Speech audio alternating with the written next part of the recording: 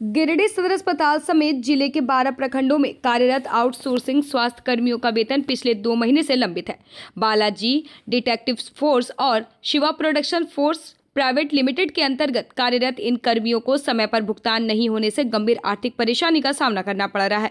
JLKM के केंद्रीय संयुक्त महासचिव नागेंद्र चंद्रवंशी ने इस संबंध में प्रशासन को अवगत कराते हुए तत्काल समाधान की मांग की।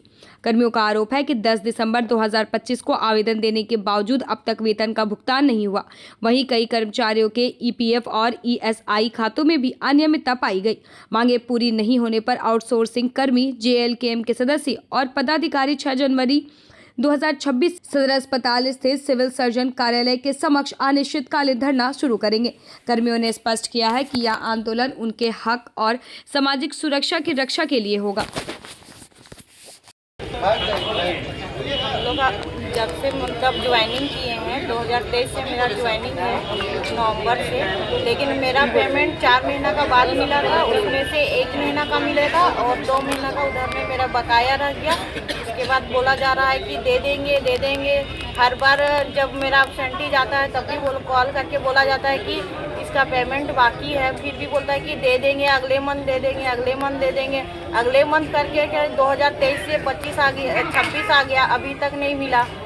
फिर ईसाई कार्ड भी नहीं हम लोग का बन पा रहा है। बहुत हम लोग का अगर बाई चांस कुछ हो जाता है, नहीं हुआ है वो अलग की बात है। अगर हम लोग को कुछ हो जाता है तो हम लोग का ईसाई कार्ड रहेगा, उसके थ्रू से हम लोग का इलाज हो सकता है। बट हम लोग का वो भी नहीं बन रहा है और बहुत आदमी का पीएफ भी नहीं बना हुआ है। तो कैसे ऐसा होना चाहिए? तो नहीं, बिल्कुल भी नहीं होना चाहिए। जबकि हम लोग का फेस्टिवल रहता है तो फेस्टिवल जब आता है तब दिया जाता है। फेस्टिवल कभी कभी पार हो जाती है तब मिलती है, तो ऐसा नहीं होना चाहिए ना। हम लोग का समय पे वेतन चाहिए, वेतन में हम लोग का बढ़ोतरी होना चाहिए, समय पे मिलना चाहिए।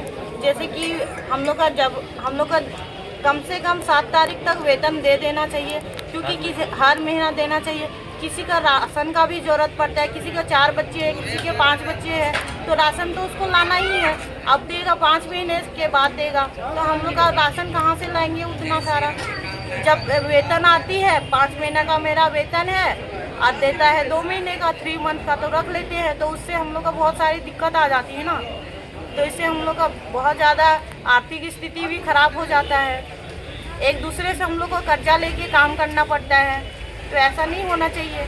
हम लोग को समय पे देना चाहिए सबको। इतना ही बोलकर तो हम लोग का मुख्य मांग है कि मान लीजिए हम लोग का जो पेमेंट बनता है उसको व्यवस्थित ढंग से समय पर दे दे कंपनी। कोई नहीं चाहता है कि स्वास्थ्य विभाग के काम में बाधा डाले, लेकिन मजबूरी में आदमी क्या नहीं करता। स्वास्थ्य विभाग एक ऐसा विभाग है जिसमें 1 मिनट भी लापरवाही कर दे आदमी तो किसी की भी जान जा सकती है। वैसे व्यवस्था को हम लोग नहीं चाहते हैं कि ठप करें, बाधित करें, लेकिन कंपनी की जो व्यवस्था है आज 5 सालों से देखते आ रहे हैं कि वही व्यवस्था। प्रत्येक बार अगर हड़ताल नहीं होता है तो पेमेंट नहीं होता है, हर बार का यही रवैया।